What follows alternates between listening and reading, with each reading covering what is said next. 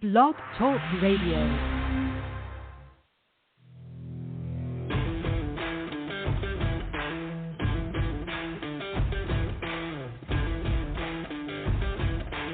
The following broadcast is brought to you by the iGolf Sports Network. Golf Talk Live is sponsored by the iGolf Sports Network and Golf Tips Magazine. Here's Andrew to tell you more about our sponsors.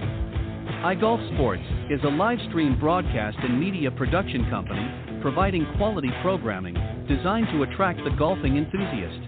And Golf Tips, the game's most in-depth instruction magazine, including reviews on the latest equipment, tips from top teaching professionals, all designed to help you improve from tee to green.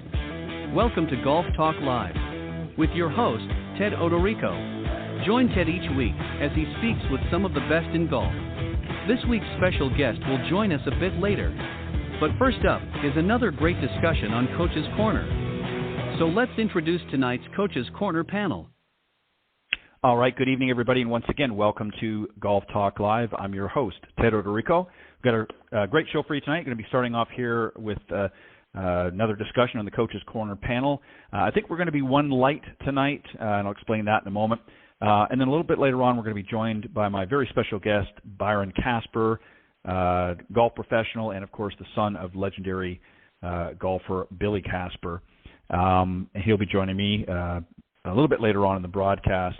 Obviously, many people are trying to dig out what have you from Hurricane Ian that hit lower part of Florida, particularly the Fort Myers area. Certainly our thoughts and our prayers go to all of the folks there. The storm, of course, has continued on in through Orlando and up into the Daytona and is expected to make landfall, I believe, tomorrow in South Carolina. So certainly not as strong as it once was, but certainly strong enough to do some damage. So everybody stay safe, hunker down if you need to, get out of the area in South Carolina if you can, just in case, or make sure that you're in a well-protected area. We don't want to see anyone hurt or what have you. Properties can be replaced, people can't. So our thoughts and prayers go out to everybody. Again, stay safe. All right, as I mentioned, I think we're going to be one short tonight. John Hughes, of course, lives in the Orlando area. They were hit late last night and I think early this morning a little bit with Hurricane Ian and a lot of issues down there with cell and other services and that. So it looks like he's not going to be joining us. But we are, of course, always happy to have my very good friend join us, Clint Wright. He's the other panelist tonight. He's a 30-year member of the PGA and one of the partners at TGM Golf. TGM Golf is a big proponent of the R3 approach, which he's talked about here on the show. And I consider him to be among one of the best covering the short game and certainly a very favorite guest here on the Coach's Corner panel. Clint, welcome to Coach's Corner, Golf Talk Live. Yeah, happy to be here, Ted.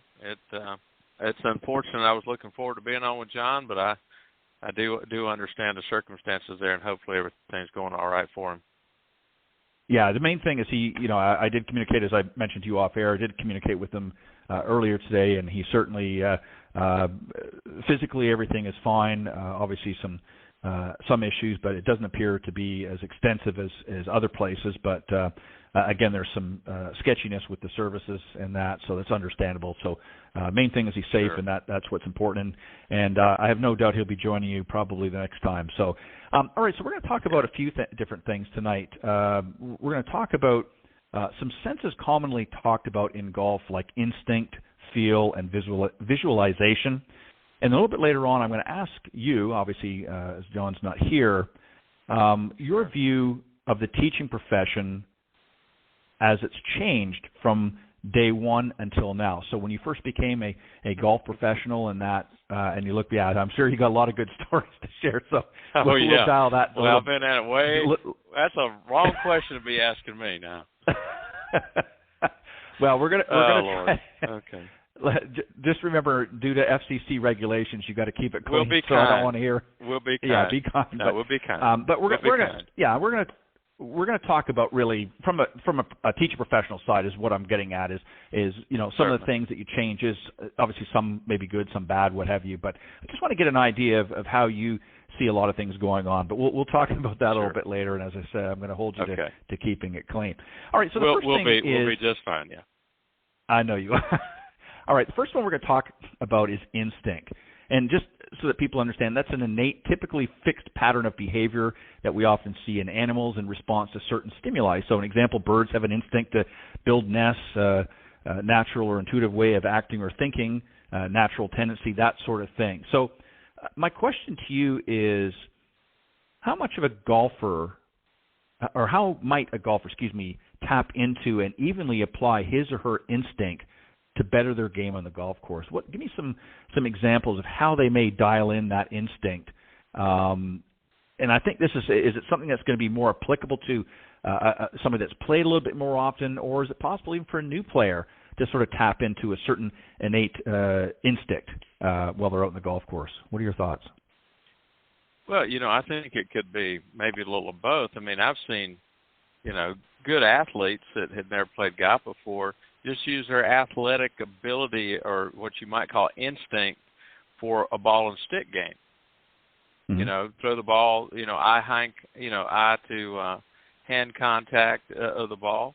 And you might want to put that in that instinct category. They just have an innate ability to coordinate, the stick towards the ball. I mean, you see that in a lot of baseball players that come mm-hmm. out of baseball, they want to play golf.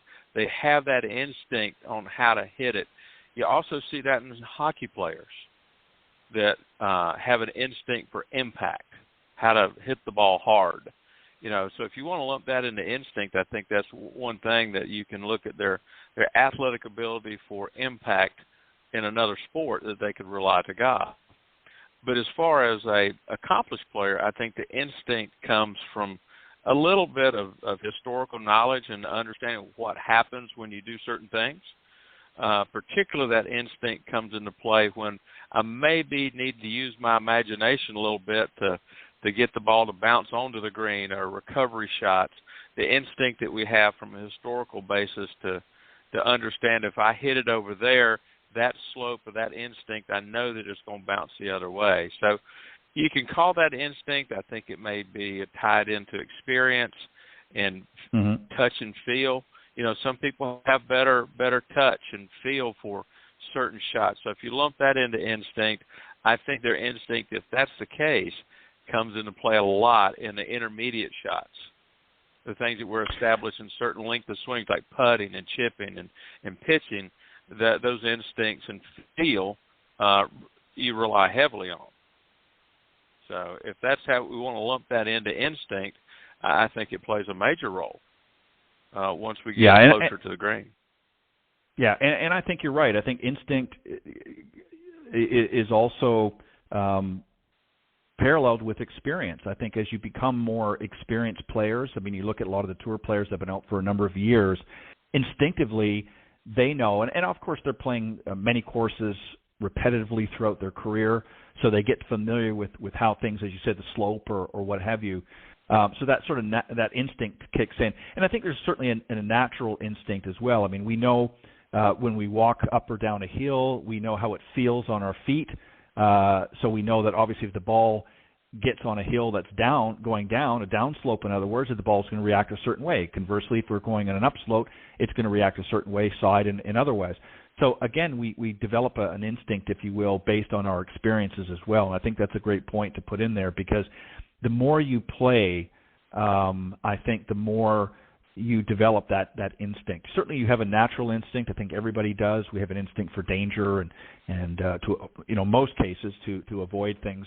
But I think in golf it can be very, very advantageous to go on your instinct. Sometimes, again, if you're a player who has not played a lot and you're not maybe consistent with your ball striking, instinctively you know, okay, this might be a shot if I've got to hit over water, might not be a good idea. So your instinct kind of kicks in to say, you know what, I'm not really a great iron player yet, so I might need to lay up, or I might need to consider another option. So I think instinct definitely plays a role there. And you also touched on, which we're going to get into now, is feel.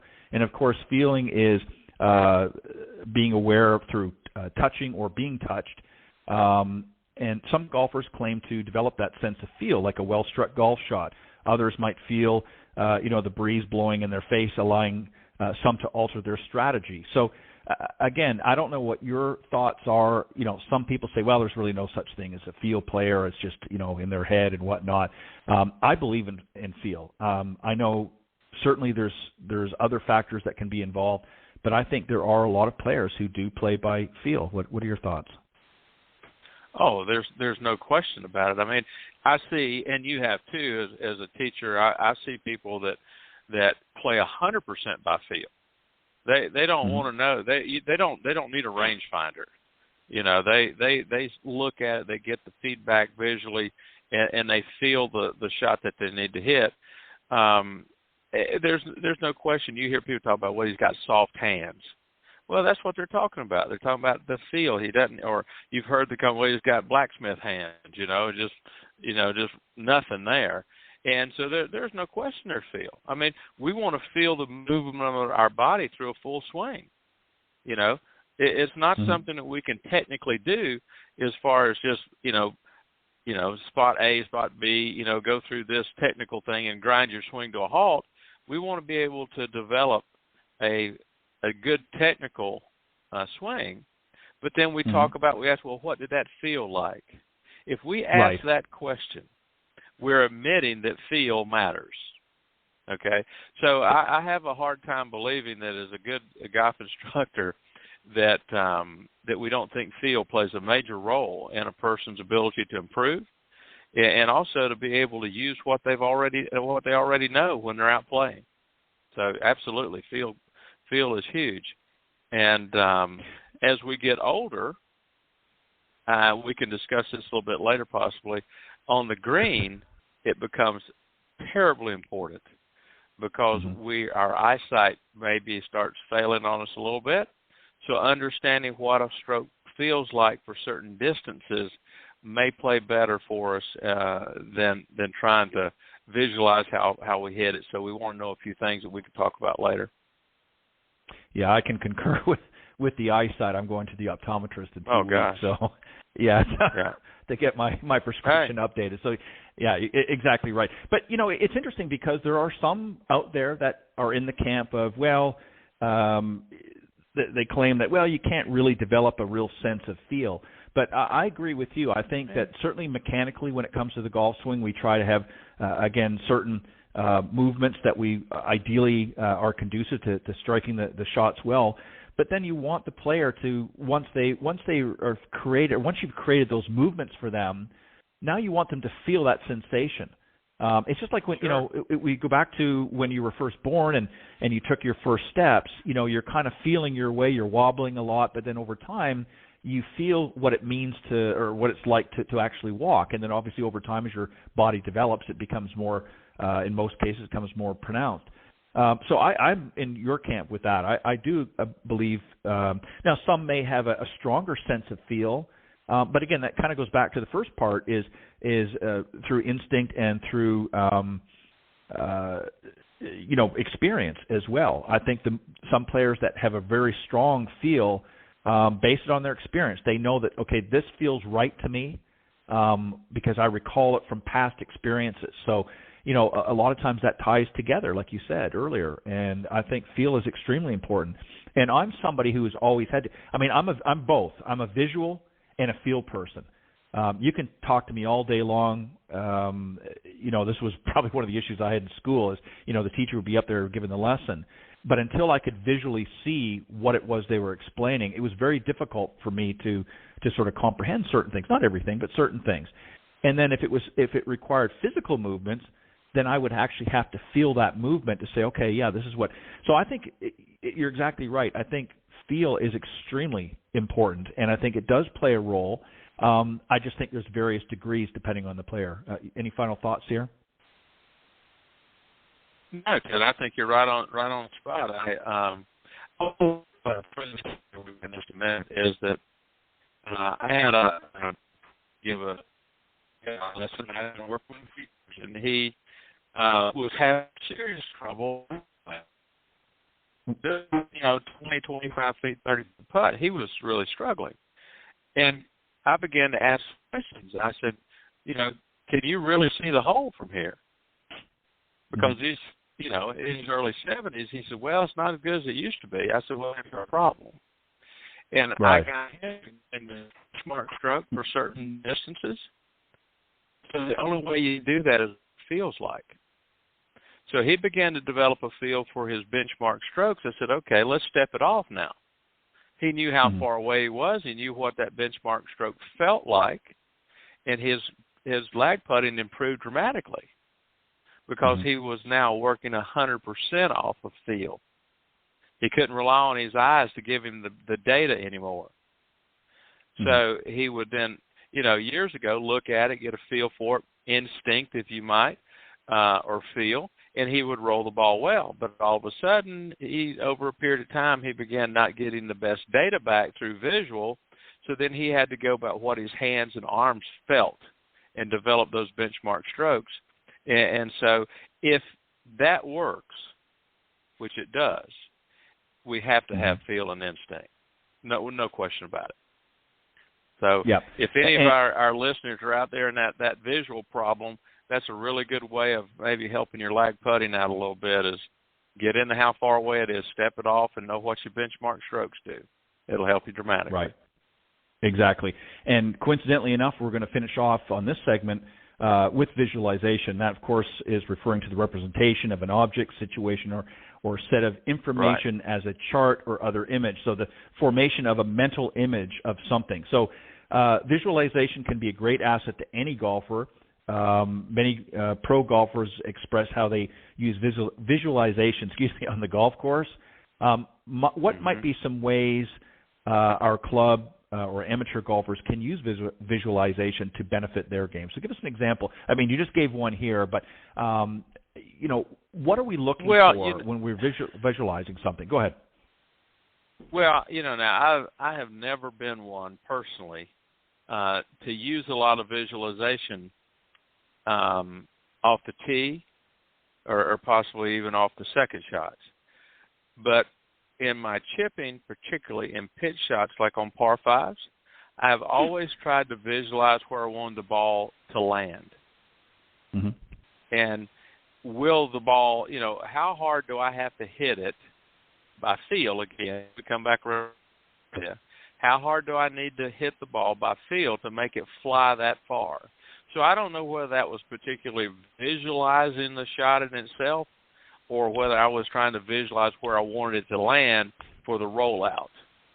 But I think that's an individual thing. I mean, some people can see it and visualize it, like Nicholas, in his comments about he always saw the ball land on the green and roll up towards the hole. He would visualize the ball going in the hole before he hit it. So I don't know if all of us have the ability to do that. But if we do, it's certainly beneficial to imagine what you want to have happen and try to get your body set into creating what you saw. So I don't think there's anything negative about it. I'm just not sure whether we all have the ability to do that in all circumstances. Yeah, I think that I agree with that, but I also think there is the ability. I think the problem is most people either don't use it or don't understand. I'll give you an example. We often use one with Nicholas, but you hear a lot of players on tour say, when they're stepping up and see what I'm doing is I'm visualizing where I want, where my target is, that sort of thing. I'm visualizing the ball flight, that I want to hit. So I think that that's more of what they're referring to. But I agree with you. I think really, when you're talking about, off the tee or unless you're going, it's your approach shot. But if you're laying up as an example, you've got a pretty big error, a room for error, if you will. I mean, if you've got a fairway that's 30 yards wide or what have you, you've got a pretty open area. So if you don't quite hit the target, as long as you're in the fairway, it may not be the ideal approach depending on which side you were going for. So you have some flexibility. But, of course, as you put it, as you're now trying to visualize it going onto the green and rolling up towards the hole, that room for error, margin for error is the word I was looking for, becomes a little bit smaller. Your green obviously isn't going to be as big as what your fairway is. So I think visualization can play a key role for most players. I think the truth of the matter is, and I don't I don't want to go ahead and throw a percentage out, but I'm going to anyways. I would say probably Okay. 80% of most amateur golfers never even consider visualization. They go out there, they look at the fairway. One of two things happen. They either see the trouble, if there is any, and that's what they're focusing on. They're trying to certainly avoid it. They just want to hit it out. They want to hit it straight. They want to hit it long. Mm-hmm. They're not really playing what we often hear as target golf. There's a smaller percentage, and obviously at the professional level, that's what they're doing. But the majority of people couldn't care less. I want to rip it out there. I want to get it as far as I can to give myself an opportunity to go for the green if I can. And that's what they're really doing. So they're not really visualizing the shot. A lot of times, I'm sure in lessons, you I don't know if you've ever done this, but you might have said, okay, I want you to visualize the shot you're about to hit. I guarantee 90% of them don't. They haven't got a clue. They're just, I just want to hit it straight. Okay. Yeah. You're right? Mm-hmm. Yeah, I don't disagree with that. I mean, I think you're being generous at 80%. I think probably closer to 95% don't. But, I really, and we can talk about this, but I have personally, I don't ask my students to visualize a hole when we're on the piss tee or I'm around the green. I have a different approach to it that we can talk about, but it's one of the things I think they have a hard time doing that, particularly when they're you got an hour's worth of lesson and they're going, I can't lock in on a hole that I'm going to play. I don't know, So I use a little different approach, but that still works for a lot of people. It's fine. Yeah, and that's something that I think it goes either way. So give us an example then. If you're not doing that, give us the example then of what you do. What have you found works well for you? All right. Mm-hmm. We go out and let's say I'm giving Ted Uckeria a lesson and we're hitting 7 irons, let's say. So what I want you to do is we're going to work. If you have a problem that we're working on, we're getting through it, and we've now got you through that issue of a technical thing that we're working on. And what I want you to do is to tell me a hole that you normally play that you hit a 7 iron on. Mm-hmm. Okay, so you give me a hole, par 3 possibly, most likely that you hit a 7 iron on. And we're going to hit 10 shots, and I want you to judge those shots based on how successful they would be on that hole. Mm-hmm. Okay, so if you hit 7 shots and you say, well, all those 7 shots would have been on the green, then we don't have anything to fix with your swing because you're hitting 70% of the shots on the green. We'll take those 3 that don't get there. But I tried this experiment not too long ago with a real good friend of mine. I said, well, how many of those shots would you got on the green? So I think 8 of them would. And I said, how many of those shots would you have thought would have been good if you were judging them based on the driving range attitude? He said, maybe 3 of them. So I said, then you just wasted a lot of time trying to fix 5 swings. Right. So what I try to get people to do is to begin to judge their ability based on what they're going to do on a particular hole. And if they're getting success or what we, I didn't coin this phrase. A lady by the name Jane Story coined this phrase. It was performance practice. We're practicing for performance. So therefore, the performance needs to be more long-term, not just on one hole. So that's why I said, okay, we're going to have 10 shots at that green. And, we do this on the practice tee because the superintendent don't want you hitting 10 balls at one green, 2 ball marks. So pick out something. If you want to visualize that green on the practice tee, by all means do that.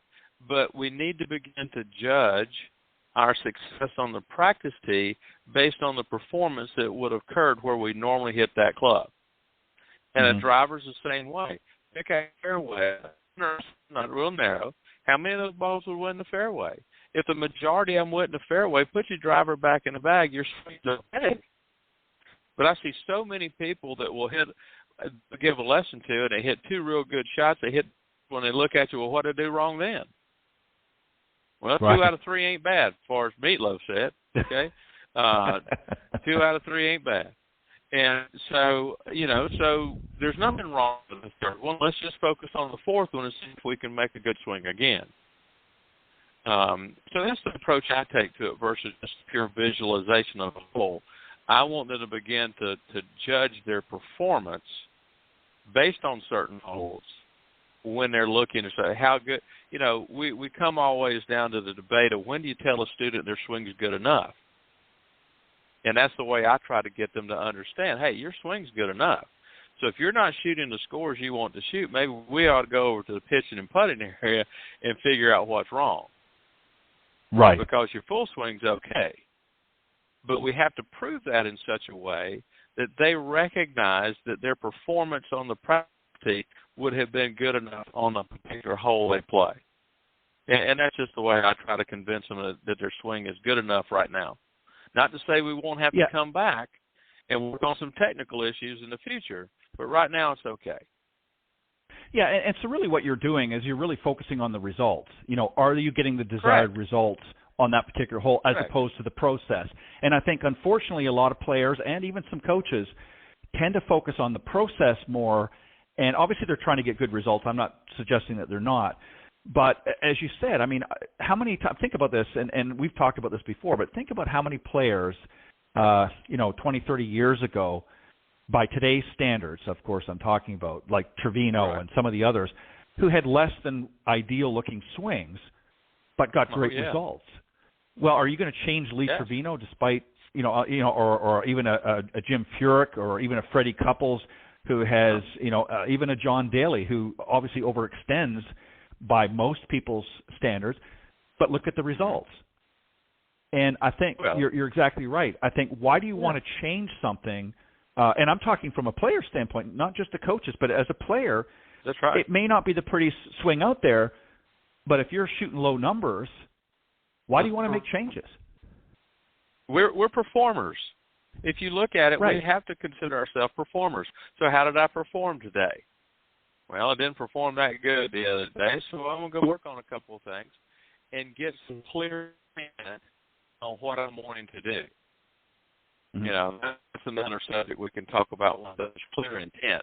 Very seldom do, for amateurs, end up involved with any clear intent on how to move their body. They have clear intent on where they want the ball to go. They try to aim it. Mm-hmm. That's clear intent on where I want it to go.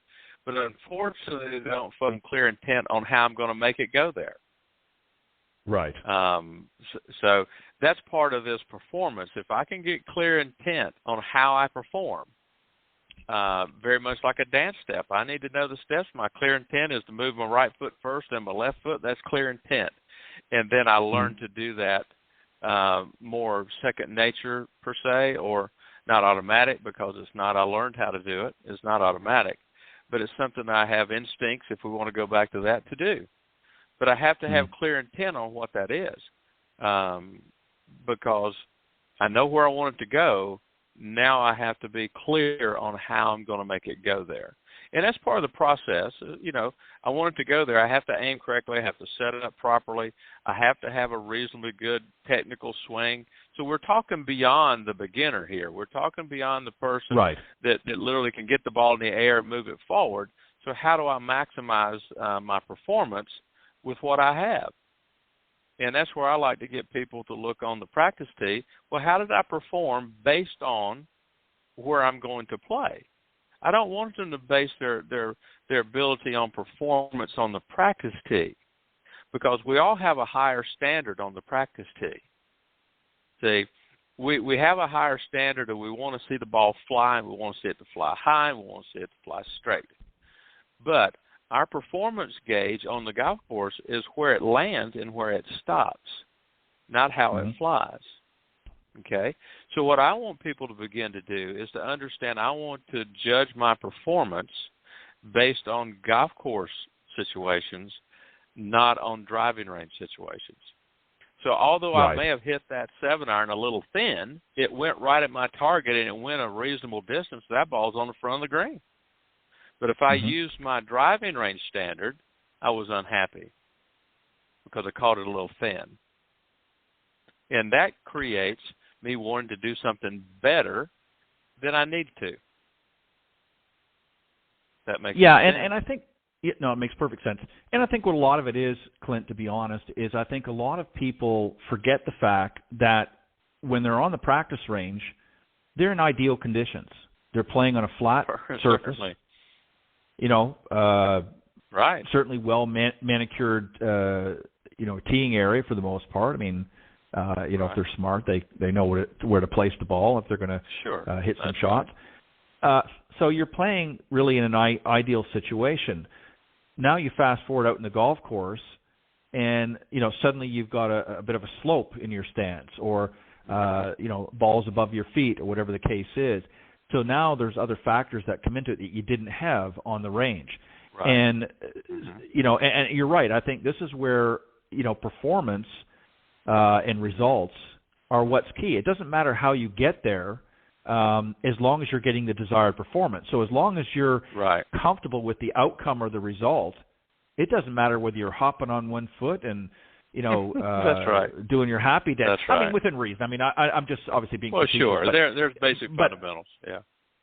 Sure, exactly. But as long as I'm making good club face contact on the ball, and the ball is going in the direction, the desired direction I want it to, whether it's low, high, going a little left to right, right to left, is irrelevant as long as the result, the desired result, is happening, or certainly close proximity. Correct. And I think how many times we see people on the range, even just practicing, they're not doing that. They're more concerned, okay, can I get it looking perfect? Can I get, and then they come out to the practice tee next time with their coach or their teaching pro, and they're well, look, see, I got my arm in the right place. But then you look at the result of their shot, and it's like, okay, yeah, your swing looks good. Unfortunately, some of the problems you're having are still there. It looks pretty, but you're not getting the desired results we want. So, yeah, it's a matter of priority. It's what you want to do. Do you want to be a good player, as you've talked about many times, or do you want to be a good-looking player but not getting results? So, on the golf course and shooting. Yeah. Go ahead. It's interesting it's maybe a little bit nitpicking, but you referred to going to the range, and with all due respect, this is nothing negative, but it's just the way you look at things, is that you referred to going to the range to hit some shots. I don't do that, and I try to get my students not to do that. I want them to go to the practice area to make some swings. Right. I want them focusing on their movement. They're going to hit shots on the golf course, but not on the practice tee. We're wanting to be able to try to manicure and to work our swing motion, judge how well that's producing for a shot that I want to visualize, if you want to, that I'm hitting on that hole that I hit that club the majority of the time. So there's this I'm going out, I'm going to make some motions, I'm going to make some swings, and then I want to judge them based on what that shot would have looked like on the course, not what it might have looked like on the practice tee. Again, we come back around to it, there's a different standard. I always ask my students, well, what's your standard of acceptance on the range? And they'll always say, I want to see it fly towards my target. Well, I always ask them, how many times did you watch that range ball stop? Well, never. I said, well, then how many times do you watch it stop on the golf course? They said, every time. I said, there you go. You need to either stop watching it on the golf course or begin to watch it on the range. One or the other. Well, marry them together because, Yeah, go ahead. Just to add to that. No, you're exactly right, because here's what happens on the range. With them, hitting their swing on the range. Sure. What happens is, as soon as they don't get the desired flight or result that they want, they immediately just are going to the next ball. As soon as they see, well, that came up real low. Yeah, exactly. On the golf course, again, different from the range, is now you have a penalty involved. So there's repercussions. So if your ball doesn't hit, come off the club face in the ideal manner you want it to, suddenly you've got this low bearing shot. Maybe there's a pond up there. Now you're worried, is it going in the pond, or is it going to, is it going to make it over, what have you? So now you're looking at the consequences of that swing. Whereas on the range, you don't care. And the truth of the matter is, you should care. You should see what happens. I mean, even though I understand that the practice area is certainly much different than on the golf course, if you're hitting to a green on the practice tee, you should see what's happening to that ball. If you're hitting it and you're flying it to the flag on the practice green and it's bouncing over, well, that's not a shot you want on the golf course, because it's not getting the desired result you want because now it's gone off the back of the practice green. So if you're faced with that same shot or a similar shot on the golf course and you execute that same swing, then now all of a sudden the ball's flying off the back of the green. So you need to pay attention. You're exactly right. You need to pay attention to what's going on the practice tee with all of your shots, the same as you would on the golf course. Otherwise, you're not really going to learn. You're not learning anything. Yeah. So, all right. So I want to move on because one last thing. If possible, should be the same distance as certain greens on the golf course would be for you. Try to match those things up. That gives you a better read. Okay. I'm sorry. Go ahead. Yeah. No. I agree. That's 100%. All right. So we're gonna move on. I told you I said I was going to ask you about some changes. So what are some of the changes that you've seen since you first became a golf professional? What are some of the changes? And I'm talking purely instructional. We can certainly talk about other things if you want, but at some point. But from instructional, so from the very first day that you stepped out at the facility, wherever it was that you started your career, right? Sure. What was teaching like for you then? And as you look, as the years went on, what were some of the changes that you've seen since you first became a pro? And obviously, there's some obvious ones. We can talk about those. Well, but generally, what was the technology? The technology involved from the time that I started teaching.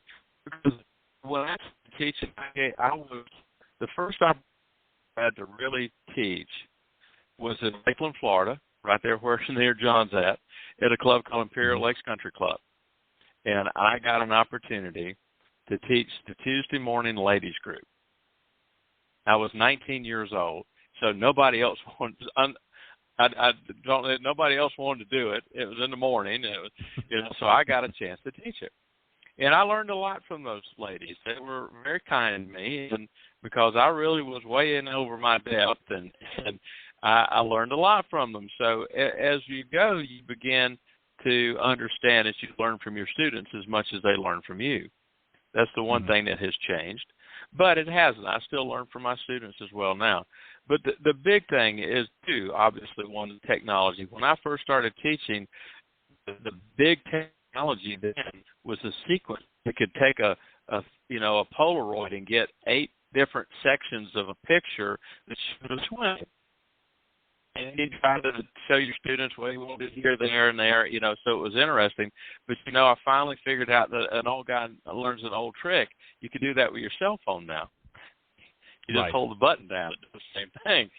But technology from video cameras and now the launch monitors and things that a lot of the young guys use, I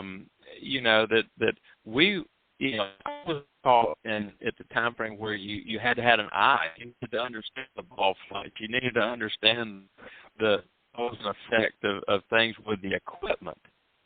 Nowadays, we use the TrackMans and the Garmins and, all the bells and whistles. So I think that the older pros of our age or maybe a little bit younger have a better eye maybe, but not necessarily be better teachers. I mean, we got an eye for it, that instinct or that feel we talked about all evening. But the equipment, I mean, I think it's far easier internet than it was, 30 years ago. I mean, look at the size of the heads on the equipment. Right. It's just easier to get a person to get it in the air now.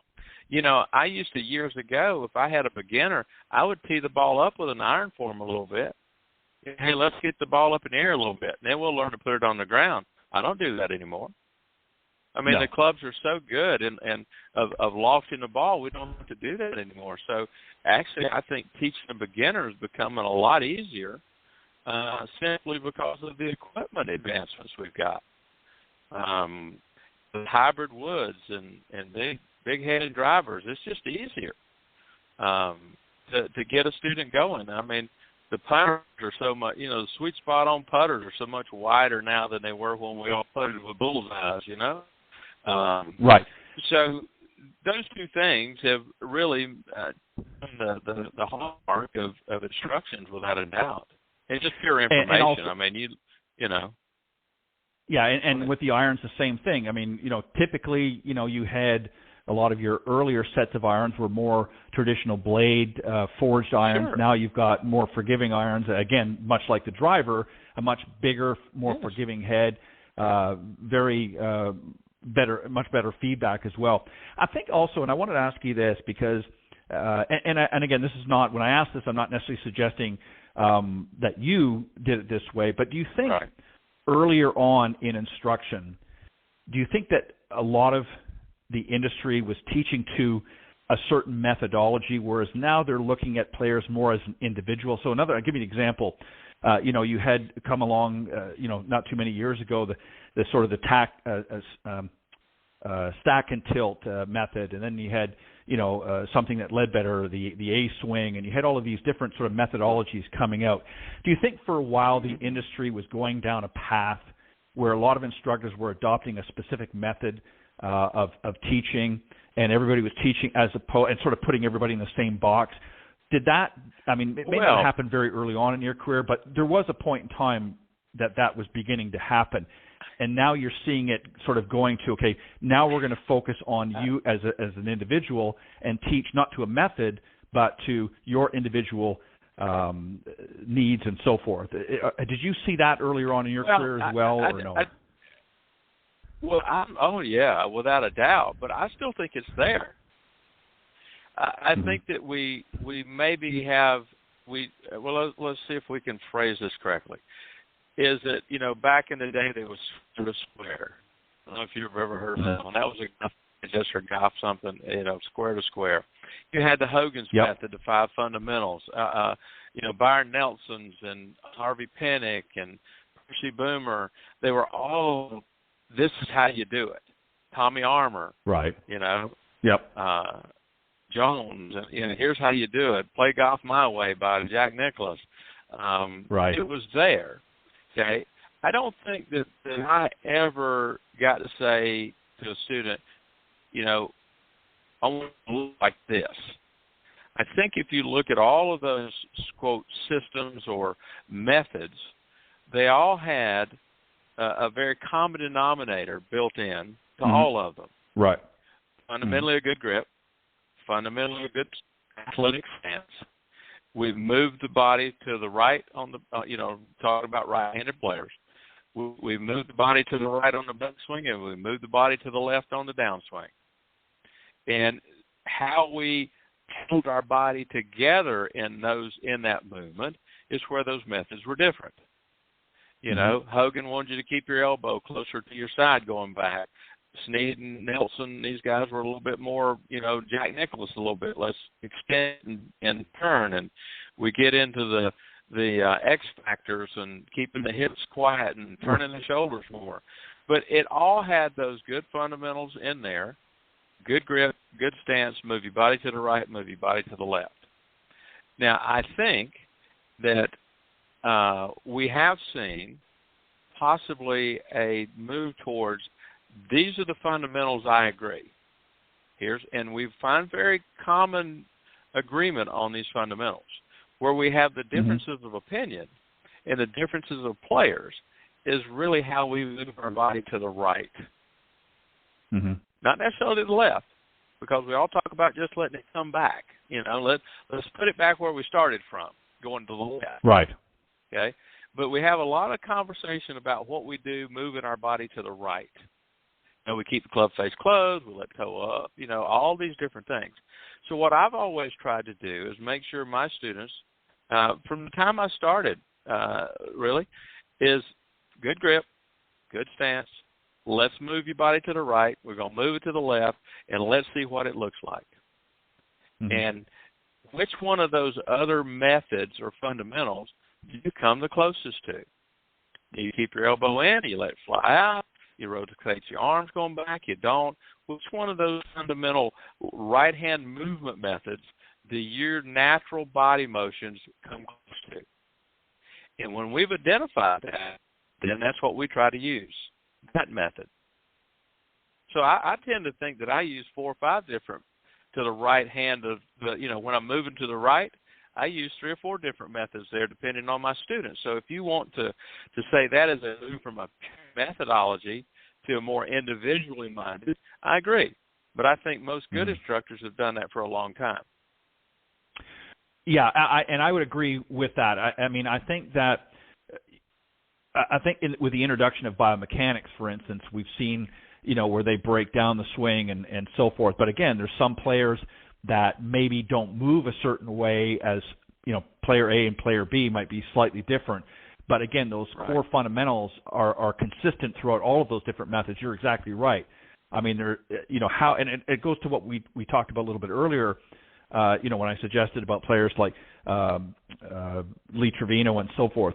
They all had core fundamentals that were all the same from one another, but how they arrived there or how the process for them to go through the motions were in some cases vastly different. So I think you're exactly right. I think you have to look at the individual player.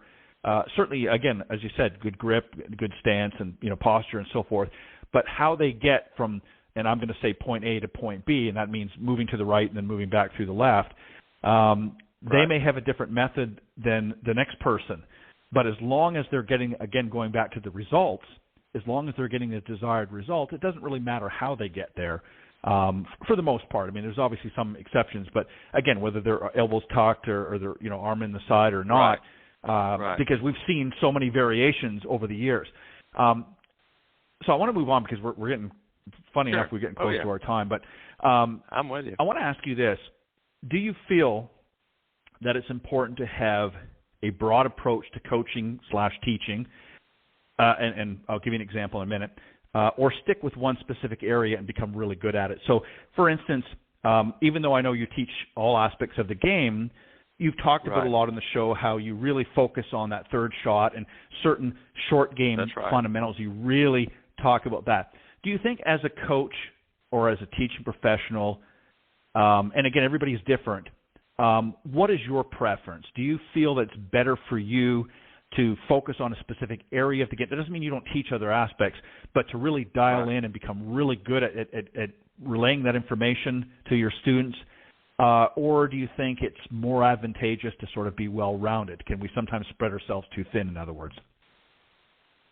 Oh, I'm going to be in the camp of that, I think I'm a pretty good instructor from the tee box to the green.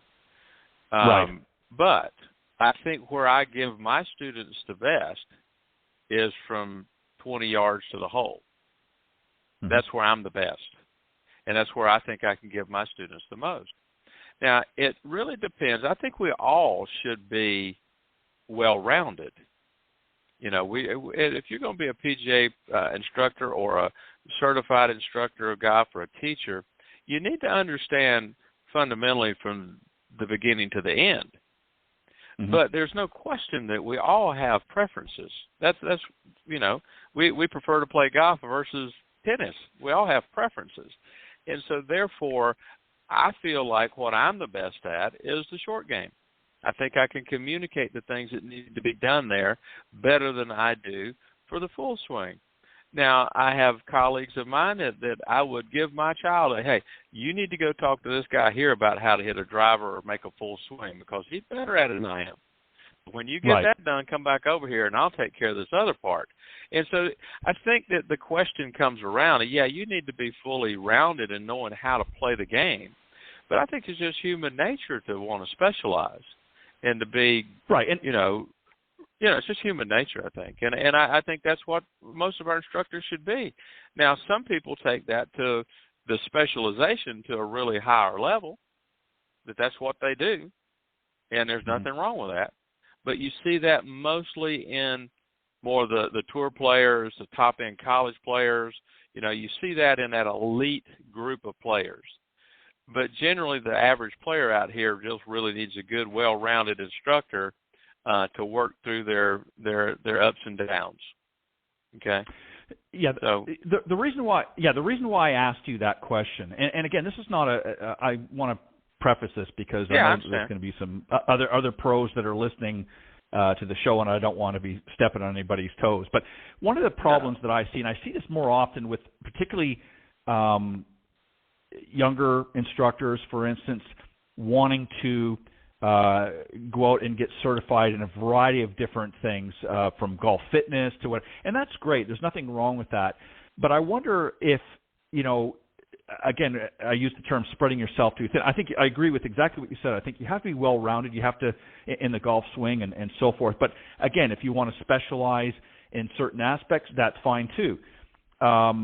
But I see a lot, and the reason why I say this is because you go on, obviously, social media, and I see people all the time talking about various different certifications that they get. And again, I'm not saying this as a criticism, but I'm just wondering if they're, and I understand it's a competitive business and that, and you're trying to sort of differentiate yourself, but I'm wondering if some of them are spending so much time in trying to, to learn so many different approaches to the game or adding things to the repertoire, which is good in some ways, but they're not really mastering anything.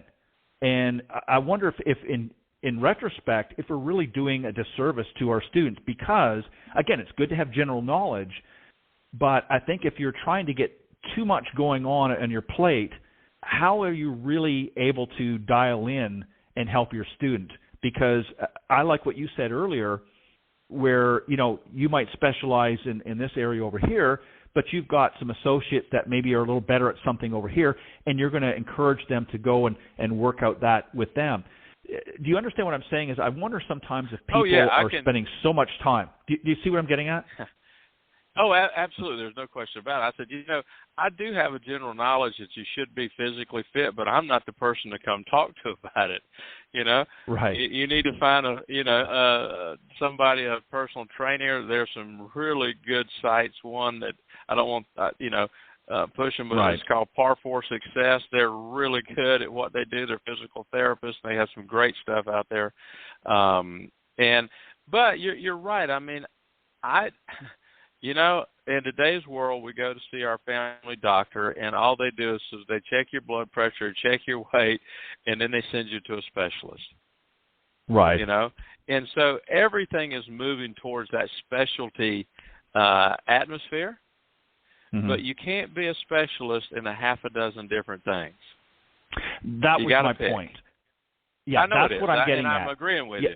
You got to pick. You got to pick something to be really good at, I worry about it because I see a lot of times. No, I just want to inject this real quick because, like I said, we're getting close. But I see this too often where, it's like a doctor that has 15 initials after their name. They're a specialist in every area of medicine. And I see the same thing I'm starting to see and have for a number of years now in golf. We're seeing, people that are, purporting to be golf psychologists. Now they're getting into the fitness side. Now they're getting into this. And they're doing about 5 or 6 different things. And I'm not saying that they're not good at them, but you cannot be good at all of them in my opinion, in a responsible way. And I know that sounds like I'm, kind of going after them. But I think you have to look at things realistically. Now, that doesn't mean you shouldn't be adversed in certain areas. I think you should be knowledgeable about it, but I don't think you should necessarily have to go out and be certified in 15 different genres in order to be considered a good instructor. Because if I'm coming to you for the short game, right, and you said earlier, okay, well, I'm not the person to come to for golf fitness, but you've got the certification, it may not end up serving me well. So I would rather you defer me to a specialist that does specialize in that and be honest about it. That's what I'm getting at. I just see too much of that happening, and it's just, spending a lot of money for nothing, I think, in many cases. I think that's what's really driving it. Yeah, what's really driving that is a resume. I want to have all this. I'm certified in this, certified in that, certified in that. Ladder and a club or a more populated area to drive my business. Those things just look good on a resume, and the rest of it is common sense. I know if I went to a specialist in medical that was a dentist and then he was a urologist and all, I'm going, which one of these who am I going to see? Right. So you're right, and that typically tends to work its way out through time, and they eventually have all those lows. But if they're honest with themselves, they're better than the other, and that's how they're going to kind of gravitate to in the long run anyway. So just let it play out. I agree. Final thought here. Given what you know now, after all of these years, what, if anything, would you do differently? If you and I'm not talking about changing careers or anything. I'm talking about I'm just saying generally. I mean, we don't have a lot of time, so you have to keep it short. But I know. Generally, what would you do different? Okay, go ahead. I would do anything different, but I would love to go back every student I taught from 1980 to 2000 and do it all over. Because I'm so much better of an instructor now than I was then, you know. Yeah. Actually helped me learn how to hit that whole thing. I mean, you know, we went through a lot of range balls over the time, and I just would really love to go back. And I know many of them are probably either not with us anymore or don't play golf, but I've always thought it would be nice to go back in time and correct myself on how I was trying to communicate. Not necessarily change what I was trying to get them to do, but I think I have learned through this show, matter of fact, and a lot of other colleagues, Mike Lawrence and Todd Ellison and Joey Herbert, all my friends that are golf pros, that we've all learned from each other over the last 20 years, that you wish you could go back and communicate that with those folks now. So there is no question that would be my only regret in what I've done in my career, without a doubt. I'd love to go back and give them one more try, you know. I think that would be a very common answer and response from just about anybody. Right. And you know, you're right, because again, you know, I look back, you know, one of my areas of expertise in life was I was always involved in sales in some aspect. And I look at my earlier sales days compared to, you know, a little bit later on in life. And, you know, I look at my approach, how I handled things, and I was focused too much on one area, what really was not as important as another area.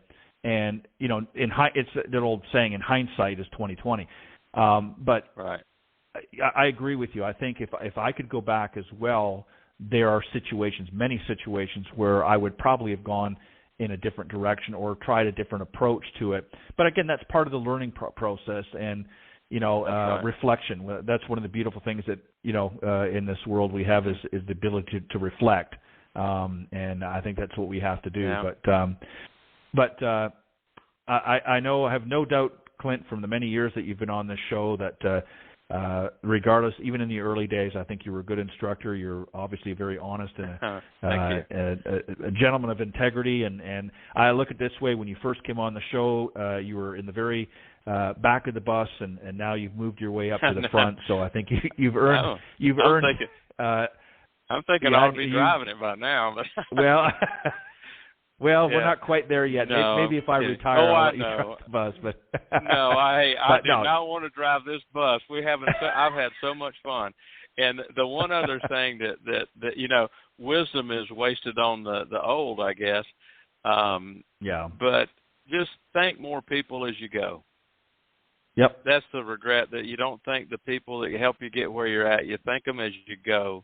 Don't regret not saying thank you. And that's part of that thing. I always wanted to go back with those early students and thank them for letting me learn with their time and their money. You know, so it works out well. But Well, and that's the key thing, is you learn from your students, as you pointed out earlier, as much as they learn from you. And that's true. And if you're not, then you're not doing something right. If you're not learning from them, then you've made it all about you and not really about helping and serving them. So well said. All right, my friend, just a quick, if you want to share how the folks can reach out, if they want to get in touch with you, what's the best way to do that, and then I'll let you go. Yeah, no problem. Ted, it's been great. And, again, I hope John and everybody down there is doing well, but it'll take a little time to recover. But they can get me at clintgoff001@yahoo.com, and I respond to the emails, and I look forward to hearing from folks and see what we can do in the future. I know we're getting pretty close to the end of the season, so we'll hopefully everybody will have a good end of the year. And I know we've got the hurricane headed up this way, but I think we're going to kind of bounce around it. But hopefully everybody in Florida will be doing well shortly. Sounds good. Clint, as always, it's a pleasure. Thank you for joining me on Coach's Corner. As always, did a fantastic job, and I look forward to the next time. Have a great weekend and stay safe. Buddy. Good night. Bye. All right, Clint Wright, joining me on the Coach's Corner panel. We're going to take a quick break, and then I'm going to be back with my very good friend, Mr. Byron Casper. I'll tell you a little bit about him when I return. Be right back. The following ad is sponsored by Golf Tips Magazine. Are you tired of being short off the tee? And what about those 3 putts? Forget about it. It's time you got serious about your game. Golf Tips, the most in-depth magazine in the industry. For over 30 years, Golf Tips has delivered expert content such as the latest golf instruction from America's top pros, simple-to-follow practice and game improvement drills, fitness and mental game tips, equipment, training aids, accessory and apparel reviews, golf destinations and travel tips for every budget, and so much more. Don't miss a single issue. Go to golftipsmag.com and subscribe today. All right, welcome back, everybody. And very excited, as always, to have my next guest join me. We've become very good friends over the years, and always enjoy having him on the show. He's always got some interesting stuff to share, so we're going to jump right into it here in just a moment. Of course, I'm talking about Byron Casper. He's one of the Golf Tips magazine's actually top 25 instructors, as well as a senior sports writer, entrepreneur, and an international PGA member. And, of course, he's the son of golfing legend Billy Casper. He's going to join me. We're going to talk about a few different things here, but please welcome my very special guest and good friend, Mr. Byron Casper. Good evening, Byron. Welcome. Good evening, Ted, and thank you for having me on your show again. Well, I appreciate it. I think you've officially been on more times than any other guest on my show. If I was to go back, and I know you hadn't been on for a little while, but you've been busy, so you're forgiven. But yeah, I think you've been on more as an individual guest. I think you've been on more. Now, Coach's Corner panel's a little bit different because that's something that's a little bit more regular each month. But I think as far as the actual individual guest, I think you've been on more than anybody else over the years. But and there's been a few contenders, but I think I feel honored.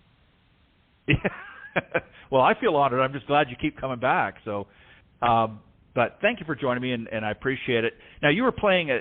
We texted a little bit. I wanted to make sure because I know you're in a different time zone, so I want to make sure you had the timing right. So you were playing in a tournament today, correct? Yeah, I was playing in a charity event with my golf simulator business partner down in Kingman, Arizona, and it was a great event.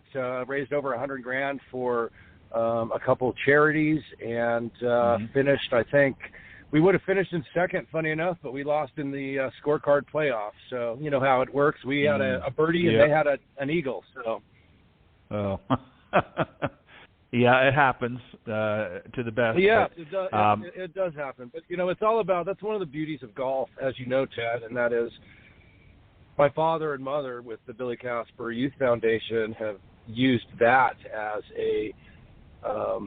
I suppose, a template for raising funds for children. And, you know, that's one of the beauties of our sport is that golf is used for as much charity or charitable events as any other – 2 or 3 sports combined together when it comes to going out and playing and doing these charity events. And so I really try to be supportive of them, as I think all golfers should.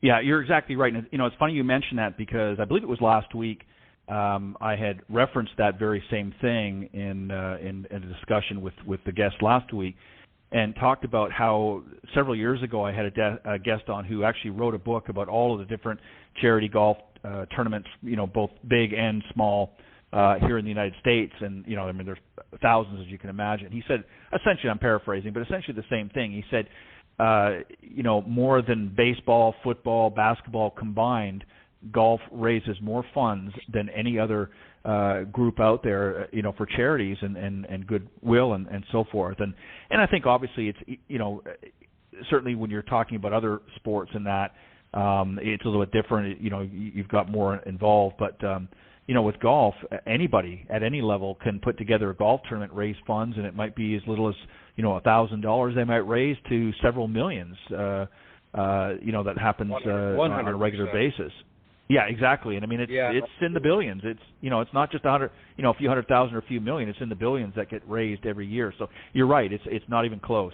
I want to talk to, and feel free to expand or not expand, whatever you want, but, we talked recently on a phone conversation. You mentioned about you had headed back over to Scotland, of course, the home of golf, and I imagine there was a little personal and probably some business and a bit of both. Tell us a little bit about your visit. I mean, you don't have to get into specifics. There may be some things that you can't share, and that's fine. But, for those that maybe have never been there, I'm assuming you probably got a chance to play a little bit when over there, and if not this time, you've obviously played a lot over the years, and of course you worked over in Scotland during the 90s before you came back to the United States. But for those that have never been over there, give us an idea of what it's like and the vast difference in the golf courses typically. I mean, we're getting some similar courses here now, but typically for somebody that plays over there compared to how we typically play here in the United States, what are some of the differences that people might find? It's interesting. I think that's a great question, Ted. Interestingly enough, when I went over to Scotland for the first time, and I was recently married, I believe it was 95, 96. And at that point, I had just graduated from the Golf Academy of America when I was at Whispering Palms in Del Mar. And my game was great, but I had a very typical American style play of hitting a lot of shots very high. And moving to Scotland was really just flipping my entire game and the way that I understood the game of golf on its head. And partially it was because I got to teach people over there as the head pro for Heritage Golf and then the St. Andrews Golf Company in St. Andrews. But it really is the style of play. Most courses in Scotland, and there are parkland courses, but most courses in Scotland are link-style courses.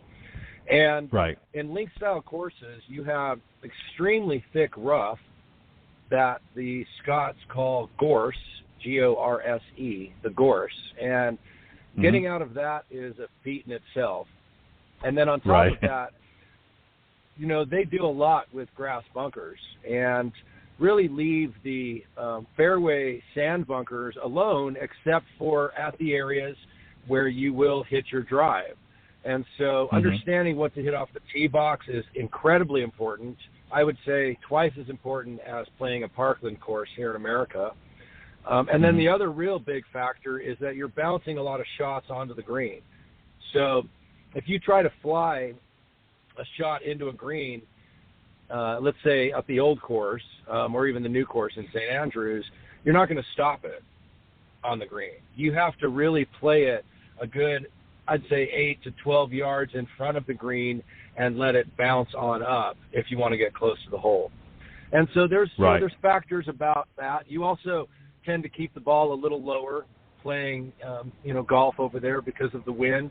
When I was there for 9 days and played 7 rounds of golf, played the old course twice. And I kid you not, Ted, and anybody that's been to Scotland will appreciate this, and that is it rained 7 days that we played golf in one form or another. And so you've got to be comfortable in wind. You've got to be comfortable being a little wet. You got to be comfortable being able to change up your game a little bit and play the shots that you need as opposed to the shots you think you would play in America.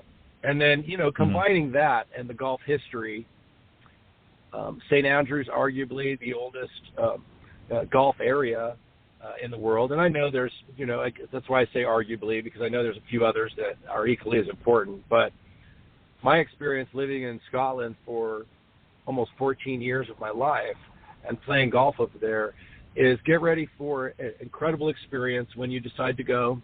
Change up your golf game a little bit, hit the ball a little lower, bounce things on up the green.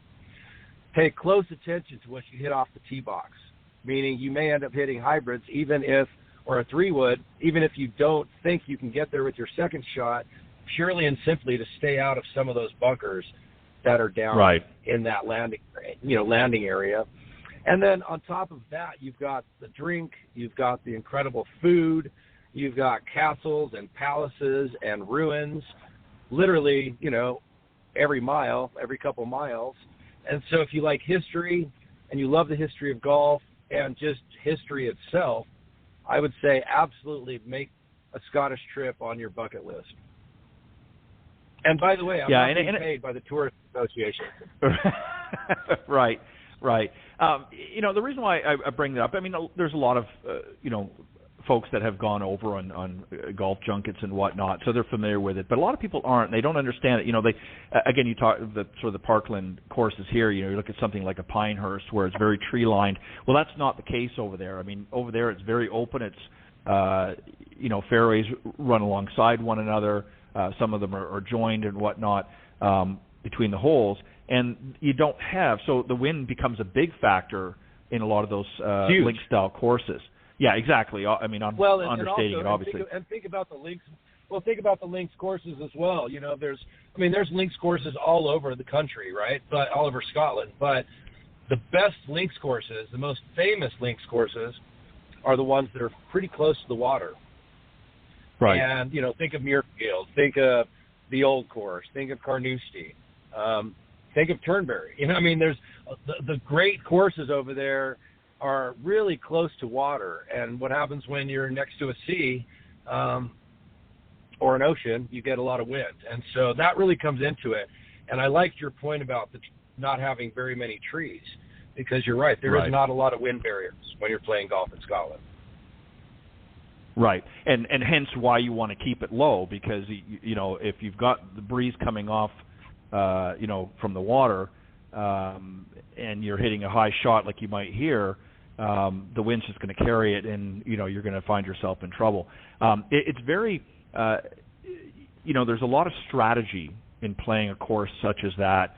Not saying there isn't strategy here, but it's different, and it's a uniquely different. So there are certainly some similar link style courses here in the United States, and if you find yourself traveling, you may want to research some online and find out some of them, but and get a chance to go and play those before you head over. And it is a definitely unique experience to do that. It's again, I'm not saying it's exactly the same, but it gives you a similar idea of what to expect when you go over there. So it's a good idea if you like to travel to do that before you head over. I want to shift on, and like I said, one other thing. Yeah, go I ahead. have to say one other thing, Chad. Sorry to interrupt you, buddy, but I do have to say this. And I as you know, I've been recovering from a couple surgeries, and this was a big deal to me to be able to go play for a little over a week in Scotland, primarily because of the amount of walking that you do. And so, our listeners, or your listeners, really need to be aware that we used a cart on one of the rounds. So out of 7 rounds, we used a cart on the last day. Everything else was caddies and walking. And believe it or not, thanks to my watch, I was able to track everything. And my business partner, Dean Ryder, and myself, we walked 73.1 miles in 8 days of golf and travel. And so make sure that if you're going to Scotland to play golf, that you spend a little time walking golf courses here to get your legs ready for it. Yeah, for sure. Yeah, and that's one of the views. I know when I played up at Pinehurst, it was a very similar experience. I mean, obviously not link style. I hadn't done that in a little while because we're so used to here in America, many of the courses for a number of reasons. A lot of them for a long time, and they're starting to change now, but for a long time pushed you into, carts. In fact, some of them won't allow you to go out in the course unless you're in a cart. So you get kind of, I hate to say it, we get a little bit lazy. So, it was interesting. Fortunately, I've kept myself in pretty decent shape, but, it was a little bit of a challenge those few days in Pinehurst walking the course because I hadn't done that in a while. And fortunately, it's very flat for the most part, so it wasn't too bad, not very hilly on the courses I played. But it was definitely a challenge when you're not used to doing that all the time. So that's a great point as well. Byron, the last time you were on, I felt like a mountain goat playing Glen Eagles. We played Glen Eagles twice, and I have to say that my favorite course at Glen Eagles, now that I've played it, is the Centenary course where they held the Ryder Cup and the Solheim, and that course is just amazing and stupendous. But the King's course at Glen Eagles, I kid you not, don't play it unless you literally have some mountain goat blood in you, because it is the hilliest course I have ever played anywhere in the world, the hilliest course. And but absolutely worth it. And so all I can say, Ted, is Scotland is worth the trip. It's worth the distance, and quite frankly, it's worth saving up, however long it takes you, whether it's a year or 5 years. Make an effort to go there to experience golf the way it really truly started. Right. It's something definitely. It should be, I think, in every golfer's bucket list. I think even if it's only one time in your life, I agree. I think you need to make it on your bucket list. Put a group together and head over and have a really good time playing some different style golf than maybe what you're used to, and go over. And obviously, there's some good food and drink available, and a lot of great sights to take in as well. So I couldn't agree more. What I was starting to say was, last time you were on, you had talked about the launch of the new Billy Casper School of Golf. You were obviously really excited about that, you and your team. And I want to talk about a little bit about that, give us maybe an update on how things are going. But I wanted to also talk about specifically about golf lessons as well. So if you want to give us an update, generally how things are going with that new addition, if you will, to everything else that you're doing. If you want to give us an update on how things are going there. And then I want to dial into some specific things that you guys actually offer as well. So go ahead. Thank you, Ted. I appreciate that. Yeah, it's a very exciting time. We've taken pretty much the longest I've ever taken on an R&D project to really research as a golf pro, but also research with my friends that are golfers as to what golfers need in order to help them get better and get better faster, and do it without having to really mess about with a whole lot of different things in their swings. Most people swing the way that their bodies want them to, and with a little bit of instruction from their PGA pros or international PGA pros, they're going to be just fine. But it's that constant reassurance that us as golf pros, Ted, as you know, we get that at our level, but amateur golfers don't get that reinforcement, that constant reinforcement that what they're doing is great or what they're doing is wrong, so that they can immediately fix it, right? So one of our concepts with the Casper Golf app that's coming out and the Billy Casper School of Golf is we had to figure out a way to not just help a couple hundred people, but figure out a way to help thousands upon thousands of people, because that's really why Dad and I started the Billy Casper Golf Schools. The reason we started them in the first place was because my dad said he wanted to offer golfers the opportunity to get better at a better rate than they were paying for top-level instruction. And he really felt that the game of golf was already expensive.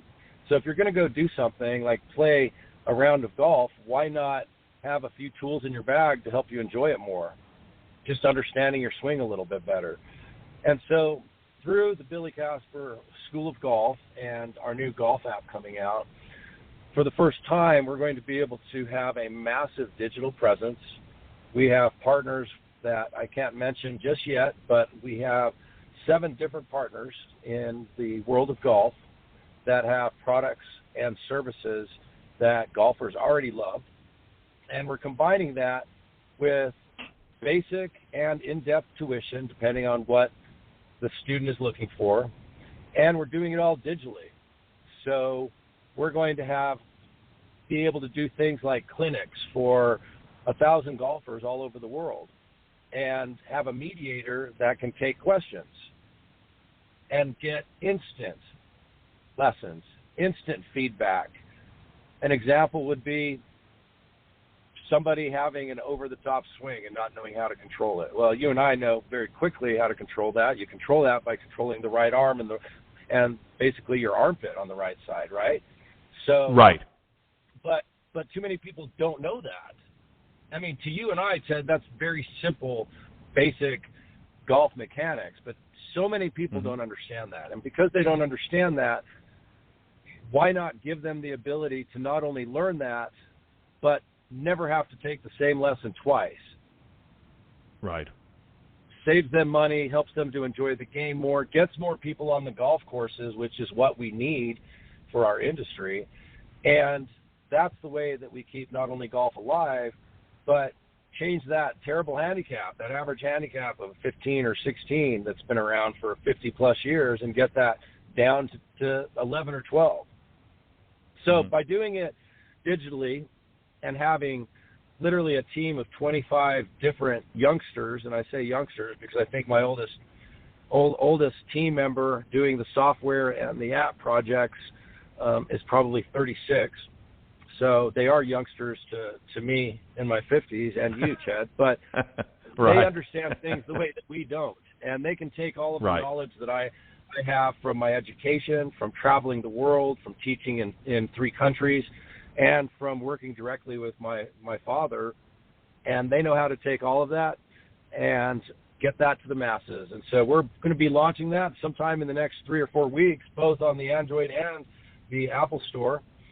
And I urge all of our listeners, or your listeners, Ted, that if they go on to billycasper.com and sign up, not only will they get up-to-date weekly newsletters giving them the exact launch date, but there's also going to be some incentives and some great ways to save money.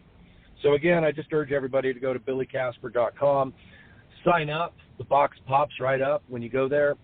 Get your name on there, and not only will you find out more about what we're doing, but you'll also save some money and get some great incentive deals. Yeah, and that's really what people are looking for. People are looking for, value for their money. And you're exactly right in what you said. For a long time, golf has always been looked at as a very expensive, very elitist sport. And there was a time when really that was truthful. But nowadays, we're seeing, advancements of the game and changes in the game where they're trying to make it more, accessible all the way around. And that's really what you're trying to do through your ventures, in that is really to take what, you've learned not only yourself, but through your, teachings with your father over the years and his approaches to the game, and now you've got a team that's sort of watering that down, and I say watering in putting it in such a way that it's accessible at the basically a touch of a button, and that's what people are looking for. People are looking for ease of access to things, and I think one of the things a lot of people ask, first and foremost, and I want to get your thoughts on this, is why should someone take a golf lesson? I mean, we know the answers from our perspective, but really, you really touched on it, is really we want to give them, if you're going to do a job, you need certain tools to perform that job, whether you're doing it as a profession or whether you're just doing it as fun. So why should somebody take a golf lesson? What are the benefits?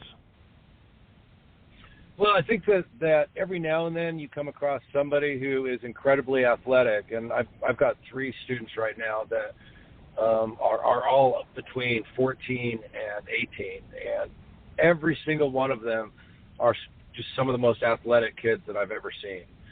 But generally speaking, we all have to learn, and even these kids, and I'm talking about 14 to 17-year-olds that are already +1 or 2, Ted. That's how good these kids are.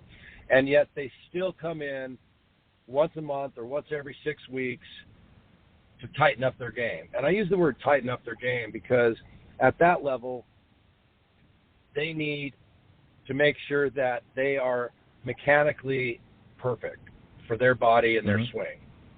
And you know as well as I do, it's very hard sometimes to do that yourself, which is why we have other people look at it, which takes me to my second point as to why everybody needs to have at least 1 to 3 lessons, and that is you need somebody else's perspective on what you are doing.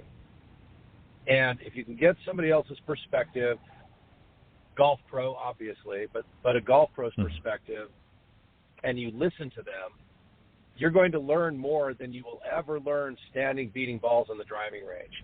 And then that brings me to my third point, and that is I know there's listeners right now that go and buy a large bucket and we'll hit 80 to 100 balls in 30 minutes.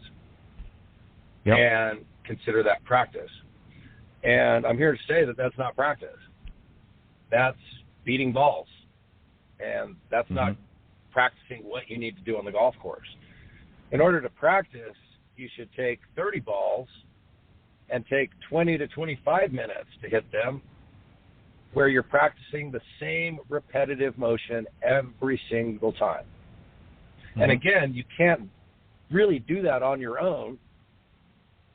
So by having a golf pro look at your swing, give you some pointers, give you a video or two, and then send you on your way to practice, that's why people need to take golf lessons.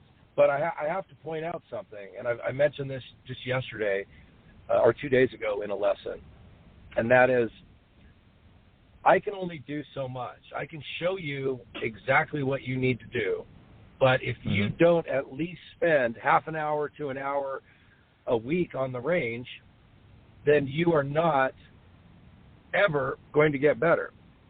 And so you can take a golf lesson every week, but if you don't practice that, you're not going to get better. And so what I like to say is take less golf lessons and practice more. If you do that, your game is going to improve. You're going to enjoy your time on the course, and you're not going to fall into that bad habit where you're buying a new driver every 3 years and taking a golf lesson every month, and you're still the unhappiest golfer on the planet because you're not enjoying it. Yeah, too many people think that they can buy their game through equipment or what have you, or taking repetitive lessons, but then don't want to do the work in between. And I think, you didn't use this exact word, but essentially you're saying the same thing, is when you're practicing, you want to practice with purpose. You want to make sure that you're doing something that is going to be repetitive and that is going to give you, obviously, feedback that you need.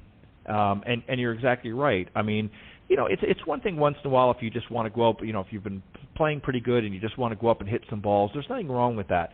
But if you're truly wanting to become a better player, you're exactly right. You have to take what you've been taught in the lesson, and you have to utilize those drills and whatever else that you may have discovered, and go out to the practice range and work on those things that you've been given in your recent lesson. And you've got to do that before you go and take another lesson, because what often happens, and I guarantee you've seen this, I know you try to discourage it, but where you'll get somebody to come in 1 week for a lesson, maybe it's a few weeks later they come back, they've done absolutely no practice, they've done nothing, and they come back, and what they're doing is you're spending the first little bit of that lesson going over stuff from the previous lesson because they've forgotten things, they haven't really practiced it. So now you're trying to get them back up to speed again, and a lot of times you end up wasting valuable time rehashing something because they chose not to practice with a purpose and get out there and work on some of the things that you taught. So it becomes, for the golf pro, I think, and I think you would concur, very frustrating because you feel like it's falling on deaf ears. And well, yeah, absolutely. I think you're right. I like what you said is I would rather them take, 25, maybe 30 golf balls and go out for that 25 minutes than 80 golf balls and, rapid fire in 30 minutes and practicing with a purpose than just banging ball after ball. And also one more thing, and I'll let you speak again, is you also want to get them going out on the golf course and putting what they've learned into practice as well, not just on the practice tee, but you want them playing as well, because you don't want them to become a range rat all the time either, where they're just out hitting balls in the range, but they're not actually putting it together and becoming a better player. So there's a lot of different things that go into it, but you're exactly right. Is in your analogy is you want your time to be constructive, and you want it to be obviously informative, and you want it to be productive. And I think that's what you're trying to do at the Billy Casper golf schools, correct? Yeah, 100%. I mean, I think that, I was very, very, very fortunate to have a famous professional golfing father. And so I got to watch different things that I'm sure a lot of golfers didn't really have the opportunity to watch unless they were watching people like my dad on the PGA Tour or on TV. So things like routine became extremely important. And I'll give you a quick example, and maybe even we can call this a little extra golf tip in tonight's show. But today, warming up on the range, I do what my dad did. I warm up with 12 balls. I don't need any more than that. I'm certainly not out on the range to work on anything on my game when I'm playing in a tournament. I'm just there to loosen up and get, the body functioning and feeling good. And as I went through the 12 balls, I stopped when I had 2 left after I'd hit a couple drives.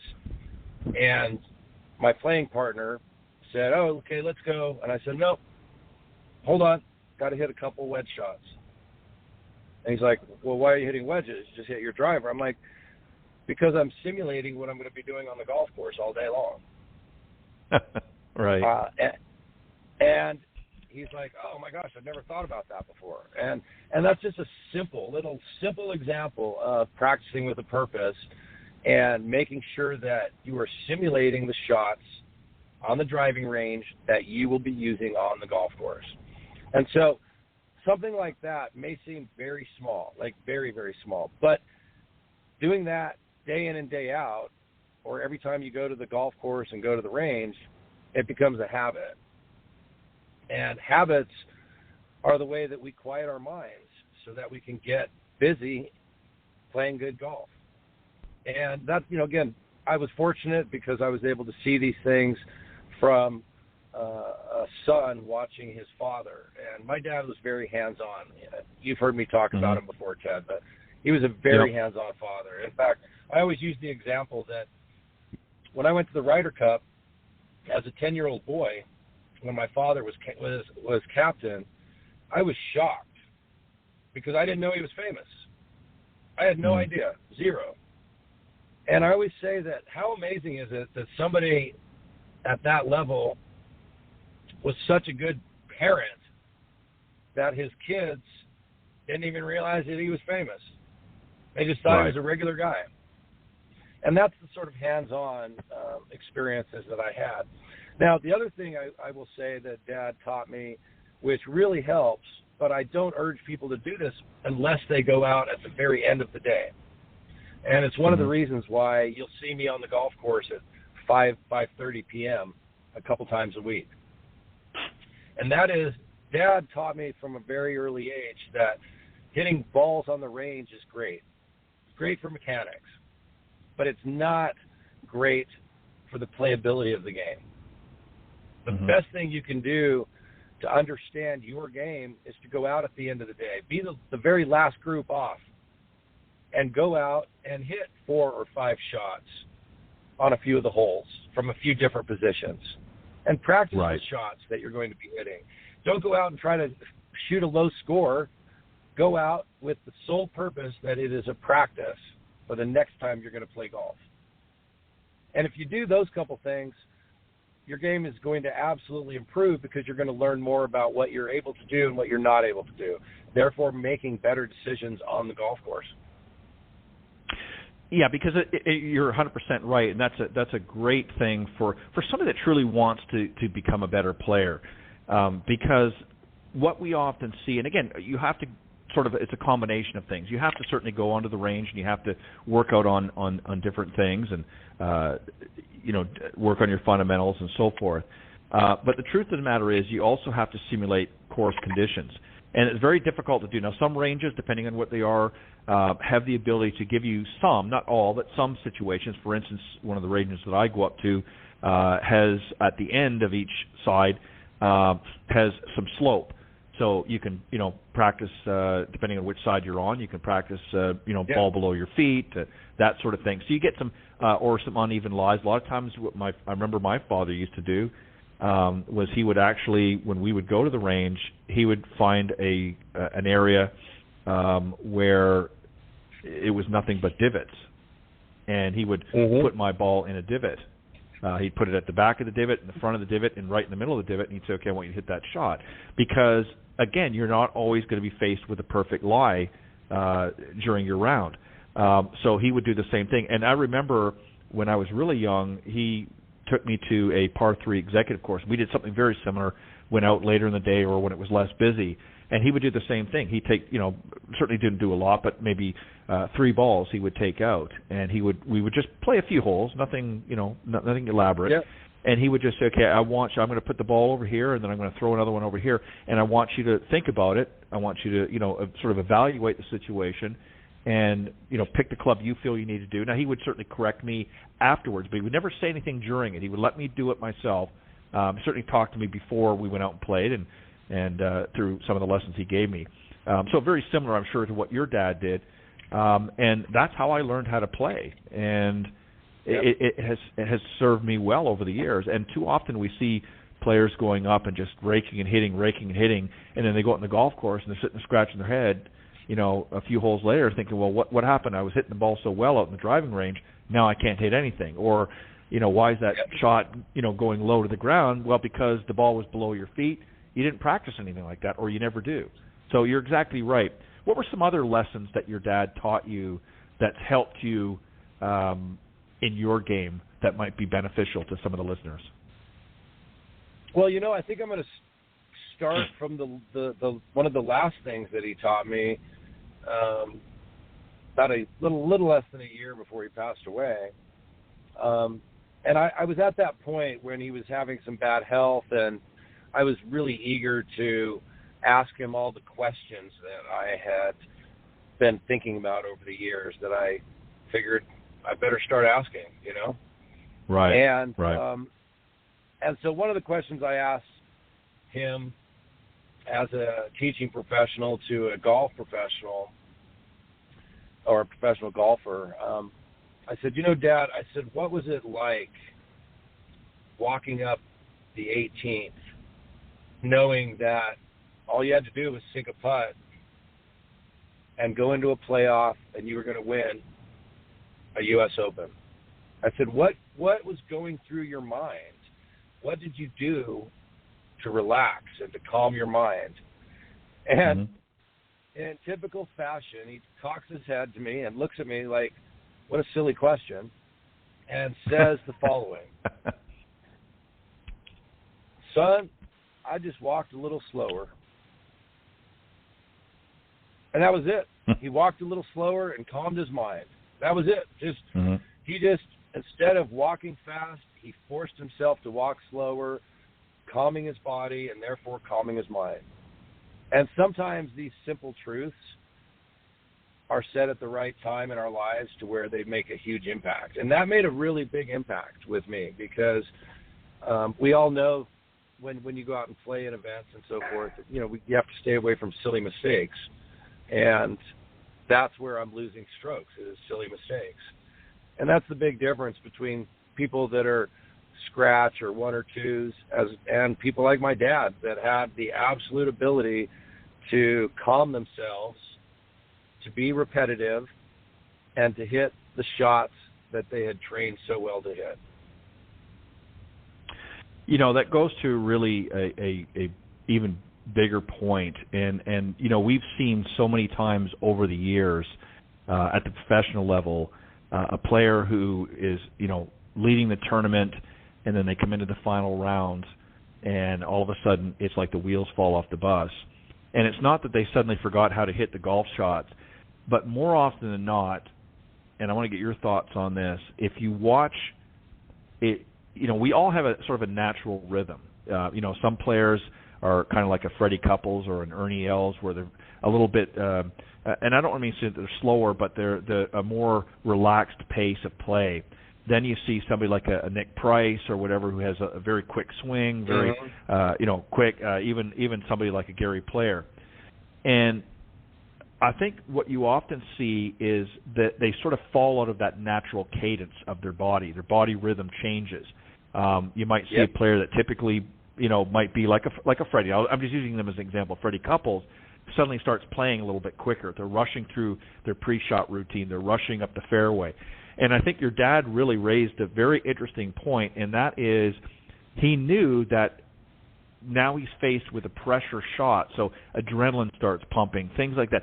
So he knew and had the wherewithal to slow himself down, in other words, to reset his cadence, so that when he got up there, Yep. he was now back in that rhythm. Is that a fair assessment, do you think? I think it's absolutely 100% accurate, and I would add to that a little bit, in my time with Golf Tech back in 2009, 10, when I opened up Golf Tech in Utah, we did a little bit with ratio work, but my dad was really the one that has spent more time than anybody else with me on tempo and timing. And the interesting thing is everybody has a natural tempo and timing that their body works with. And so I've just started over the last 5 to 10 years, started calling it a ratio and explaining to people when I'm working with them that everybody has this certain timing that's going to work for them. Some people can swing and to use a music analogy, can swing in 1-1 or 1-2 time, where you've got some people that are swinging more to 1-4. And the one thing I will urge people is to be very aware that going too slow on the backswing is absolutely every bit as bad as going too fast. If you go too slow, you're giving your body too much time to think and get out of whack. Just like if you're going too fast, you're not giving your body enough time to get into the right positioning. And so it really is worthwhile for everybody that plays this game of golf. If you haven't addressed your own personal tempo and timing, and yes, it is personal, figure it out. And once you figure it out, stick with it. Every shot, stick with it. Yeah, and you can't change. One of the things that we see, and this is I think a real killer for a lot of golfers. We all have our favorite golfer on TV that we watch, and we say, boy, I wish my swing was more like his or hers, depending on who you're talking to. And over the years, we hear a lot of amateurs talk about, boy, I wish I could swing like so and so. Well, that's great, but if their rhythm is not the same as your rhythm, if you're trying to copy somebody's swing. Now, there's certain underlying fundamentals that are key in everybody's swing. But whether you're somebody like a Lee Trevino, who had a very unorthodox swing compared to today's standards, or you were somebody like an Adam Scott, who's very controlled and very mechanical in their swing, and of course there's all a myriad of players in between. But you have to find what works for you. And I see too often, and have seen over the years, where people try to emulate what they see on TV. They pick a favorite player, but it may not necessarily serve them well. So if you were talking to a brand new golfer, somebody that's really not ever played before, doesn't really know much of the game, what would be the first thing that you would do? Obviously, you would want to have a conversation with them and that, and get some thoughts as to what they're really looking to do. But beyond that, what are some of the first things steps that you're going to take with them as they begin their journey to becoming a golfer? Well, I appreciate you asking that. It's something that I spend a lot of time not only doing but thinking about the best process. How to get people from point A to point C as quickly as possible without messing too many things up in their natural movement or their natural swing. One of the first things I would do, Ted, would be, I do this with almost every single person I work with, and that is I find out what other sports they've done. If not sports, I find out what other things they've done. Recently, I had a dancer. She'd never played sports in her life, but she spent a lot of time dancing and training a few times a week. And so I was able to talk to her about how important the core was in golf. And then I was able to also talk to her about how having a stability in your lower half so you can rotate around the top half, things like that I could directly draw analogies with from her dancing. And so I always try to find something that the student has done in the past, even if it's just been for a year or two. And then I'll try to bring that into what they need to do with golf from a mechanical and a body position standpoint. And then I put a club in their hand, and I want to see them take some 3/4 to half swings. And then from there, I look at what's happening with their body, and I look at their natural movement. And 9 times out of 10, it's a matter of showing them how to rotate their shoulders and making sure that their knees stay bent, which is why I use, the famous ball between the knees drill with a lot of my students, because there's no better way of drawing attention to your knees than using that drill if you're struggling topping the ball and hitting a lot of thin shots. I started making these little balls with lanyards on them for some of my students, and I started, funny enough, with my girlfriend and made one for her because she comes up out of her knees a little bit sometimes. And so I made her one, then I've made a few other students them that they can actually take to the range in order to focus on that lower body stability. So very much the same as Dad. I like to see what I'm working with. I like to see what their body movement is naturally. I like to see the other sports that they've been involved in, or things like dancing or anything that's active. And then from there, I work from the ground up. I make sure that they have a good platform, that their feet position, their knees, and their hips are in the right position. And then I start working on the upper body rotation. Some of the common mistakes you see with better players, obviously there's a myriad of things that you can go into, but for some of the better players, let's say the 5 handicap and below, they're obviously, for the most part, striking the ball very well. What's common with some of the better players that you see? What's some of the common mistakes? It's really 2 or 3 things. One of the most common things is distance control. Mm-hmm. A lot of times, even good players that are 5s, 4s, really struggle with distance control when they get out of their comfort zone. So, it's fairly easy to know how far you're going to hit a 100-degree wedge, right? Mm-hmm. But what if you're 110? Or what if you're 96? That level of distance control is paramount to getting down to scratch.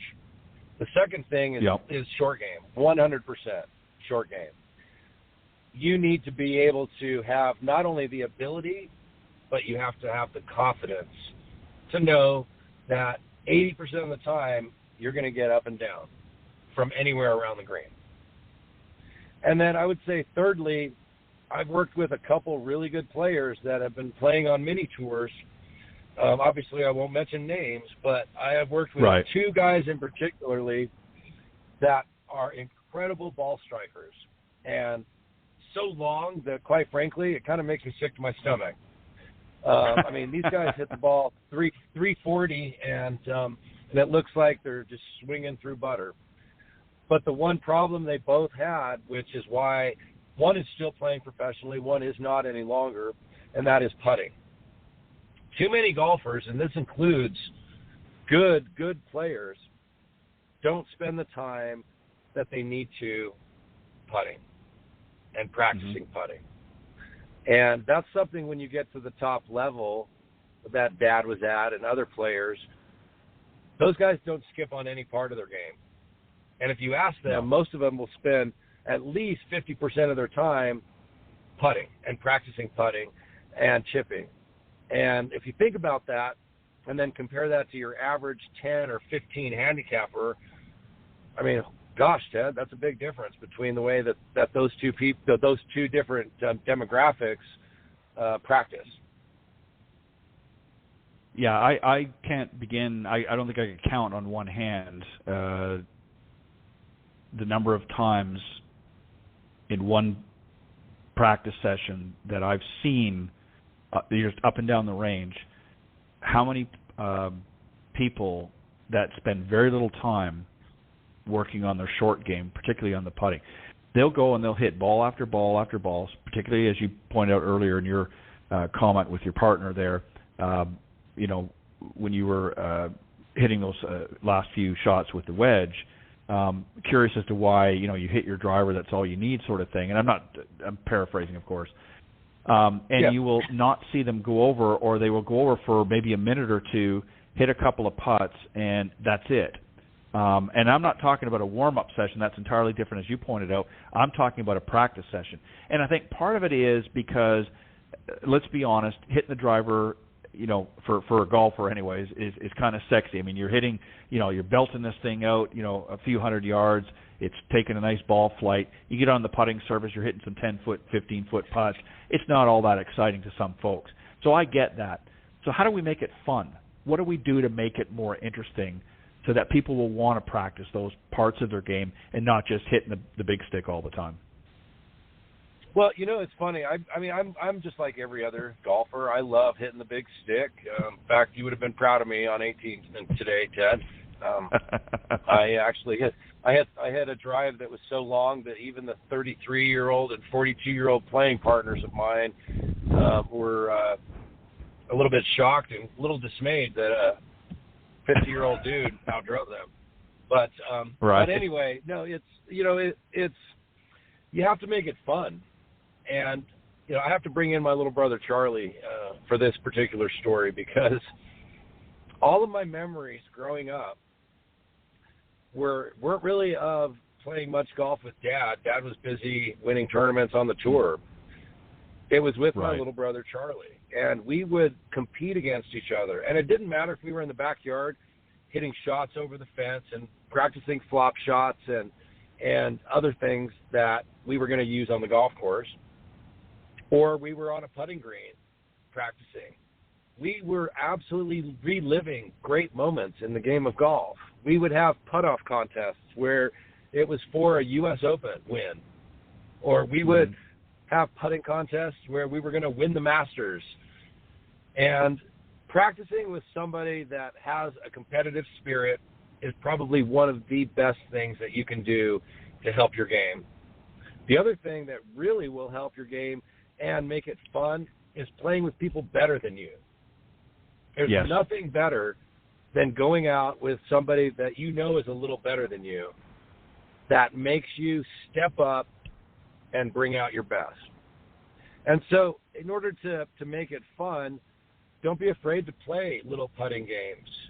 Don't be afraid to have little chip-off contests with friends, or challenge playing partners to little contests. That's what this game of golf is about. It's not only about bettering ourselves, but it's about the camaraderie that exists between golfers. And I think that's what makes our sport more special than any other, is that the camaraderie, both on the professional and top level, all the way down to the 25 handicappers, they all love this game. And they all have fun doing it.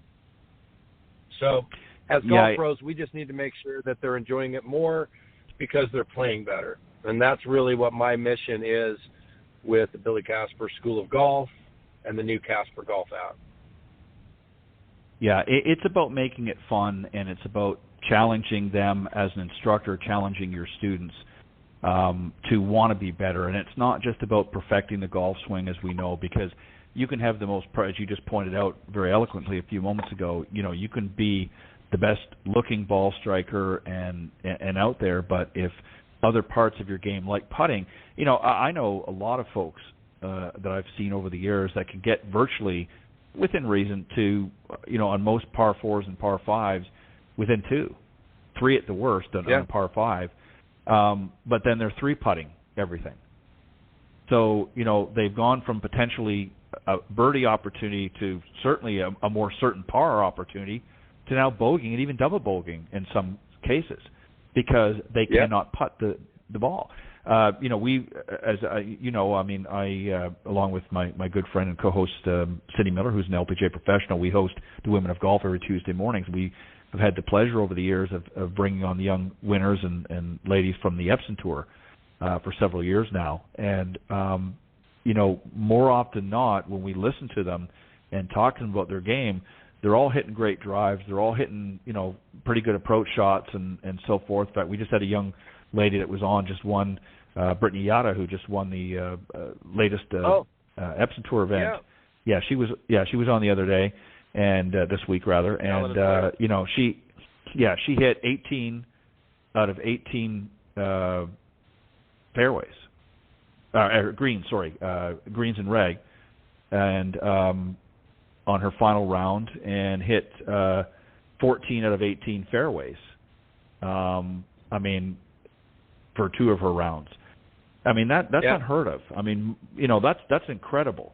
But when I looked at her putting stats, I mean, she still won the tournament, but, you know, her putting was good, but it wasn't probably good. And my point that I was making was, you know, a lot of these players, even at the professional level, have become very good ball strikers, can get themselves out of some real jams, but it's their short game, particularly their putting, that more often than not is what lets them down. That's the sketchy part of their game. And it's because it's not as much fun to practice. I mean, even for them, I mean, you'll ask them point blank, and that's something that they'll say is it's not as much fun. I mean, they do it because it's a profession, but they understand from an amateur standpoint why a lot of amateurs feel that way is it's much more fun working on other aspects of the game, like driving and working with their you know, irons and hybrids and things like that.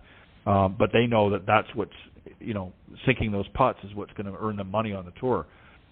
So you're exactly right. I mean, you need to focus on all aspects of your game, but you need to be able to make it fun and challenge yourself, and get a couple of buddies together and you know, just go up to the range instead of just hitting a bunch of balls. I mean, you could do that too, but make some small little side bets, you know, closest to, you know, maybe pull it back on some lag putts and say, you know, here's 5 balls each, and, you know, the one that, you know, gets the closest to the hole of their 5, you know, gets lunch bought for them or something like that. So, you know, you can add a bunch of different things to it. As we get ready to wrap up here, I'm going to give you just the last few minutes to basically talk about anything you want to talk as far as Billy Casper golf schools and, of course, the app. Anything else that you want to share, that you want to get out? And then just one more time, you can let the folks know where they can go to get more information, not only about the golf school and the app, of course, but also where they can get more information about your dad, too, if they want to read up on some of his highlights.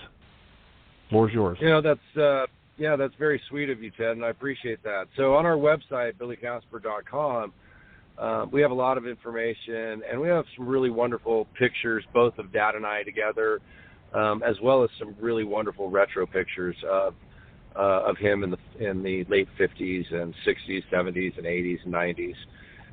The interesting thing about Dad that it really wasn't until I had been in the industry for 15 years, and now having been in the industry for 24 years, it still shocks me when I spend time thinking about what it must be like to have lifted a winner's trophy over 70 times in your career. And to be able to do that and to be number 7 in the world of golf and yet be a more than decent human being and a great dad was really special. And so when Dad and I started the Billy Casper School of Golf, I really only had 3.5 years with him before he passed away. And when he passed away, I wasn't sure how the Billy Casper School of Golf was going to be able to continue in its present format. And so we took the time to figure out the direction. And the direction, I kept coming back to what Dad's ethos was, and that was helping as many people as possible.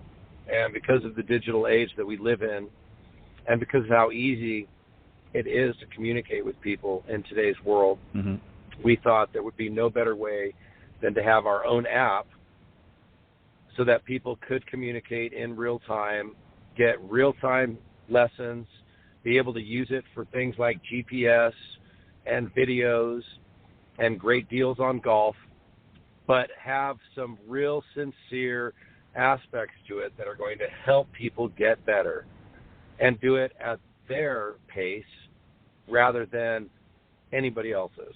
And so Billy Casper School of Golf has gone digital, but our impact with golfers is bigger than ever, and we're very, very, very grateful for that. As far as me personally, Ted, I am absolutely going to continue my father's and my dream of helping as many golfers as possible. I'm so fortunate to have been able to be Billy Casper's son, his friend, and his business partner. And just because he's not here doesn't mean that the great things that he did should ever be forgotten or go unnoticed. And it also means that the things I learned from him need to be passed on. And so that's what I'm trying to do, both through Billy Casper School of Golf and the new Casper Golf app coming out. And so, again, I urge people to go to billycasper.com and sign up for the newsletter and information on the app. Read a little bit more about the story of Billy Casper, a kid that didn't have shoes until he was 6 years old and still managed to rise to the top of an industry that back then was not easy to rise to. And so, again, go to billycasper.com. I think you're going to be impressed with not only what we're doing, but also where we're going in the future. Very good. Well, once again, thank you for joining me, Byron. It's always a pleasure. I always feel like I learn a little bit more about your dad, as you know, and those that have been following the show for a long time. I had the pleasure of having your father on back, I believe it was in 2013, some time ago, and just I think about a year or so before he had passed on. And I had him here on the show, and he was just very humble and very giving of his time. And it wasn't long after that you and I got to meet, yep, and talk, and we've been chugging along, you and I, here for quite a few years. So I really appreciate it. It's hard to believe that next year it's going to be a decade. Yeah, exactly. And actually, next I'm not season sure about I'm going to be going. But I don't know how I got so old. No, I know. Don't even go there. But yeah, it's going to be season 11 next year for the show, and 10 years since his passing. But it's he was a very wonderful man. I wish I had a chance to get to know him a little bit better. But for the short time that I had to have him on the show, I'm very grateful for that, and I always will think of it very, very fondly and have some great memories of that. And I still remember a lot of the conversation we had on the show. But my friend, thank you as always. You're always welcome to come back, and I look forward to the official launch of the app. I know I'll be aware of that when it happens, but keep me posted, buddy. And thank you as always for coming on the show. I appreciate you being a special guest, and of course I always appreciate having you as a friend. And have a great weekend. I'm grateful for you. Yeah, I'm grateful for you too, Ted, and I just want to give that back to you and say thank you for not only having me on the show, but thank you as well. I'm sure your listeners know this, but you are a really amazing man and somebody that has an in-depth knowledge of the game of golf and the golf industry as a whole. So it is a real pleasure to be on your show, and it's even more of a pleasure to be your friend. All right. On that note, we're going to wrap up. Have a great weekend, Byron. I'll talk to you real soon. And, again, thank you for coming on tonight. A real pleasure. Have a great night, everyone. Thank you. All right. Bye-bye. All right. That was my very special guest. I know we ran a little bit over time. Always enjoy having Byron on. We've become very good friends, and I'm always excited to hear about what he's doing continuing on the legacy of legendary Billy Casper, and doing, of course, his own thing, but obviously very respectful of a lot of the teachings that he learned from his father, and he's carrying on that tradition. So always excited to see as things begin to unfold.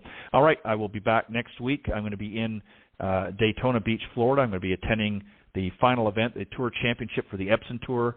It's going to be taking place in Daytona. Hopefully, things will have dried up. They're playing at the, I believe, at the LPGA International in Daytona, as I mentioned, and I'm going to be there next Thursday evening doing my broadcast. So I hope you'll tune in. I'll have another great Coach's Corner panel and another insightful guest.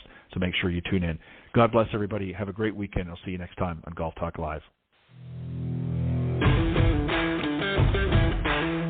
Thanks for joining us. We hope you enjoyed this week's broadcast of Golf Talk Live. We'd like to thank this week's Coach's Corner panel, and a special thank you to tonight's guest. Remember to join Ted every Thursday from 6 to 8 p.m. Central on Golf Talk Live. And be sure to follow Ted on Facebook, Twitter, and Instagram.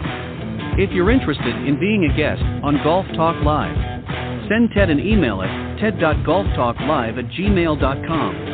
This has been a production of the iGolf Sports Network.